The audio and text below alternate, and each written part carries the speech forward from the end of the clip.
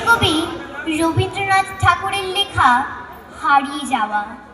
ছোট্ট আমার মেয়ে সঙ্গিনীদের ডাক শুনতে পেয়ে সিঁড়ি দিয়ে নিচের তলায় যাচ্ছিল সে নেমে, অন্ধকারে ভয়ে ভয়ে থেমে থেমে।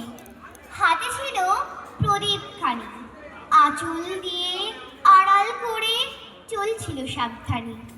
আমি ছিলাম ছাদে, তারায় ভরা চৈত্র মাসের রাতে।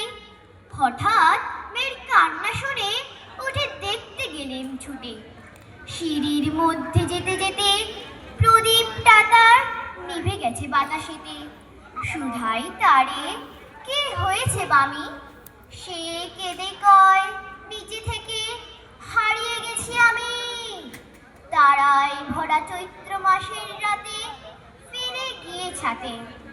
আমার বামের মতোই যেন অমনি কি এক মেয়ে, নীলাম্বরের আঁচলখানি ঘিরে।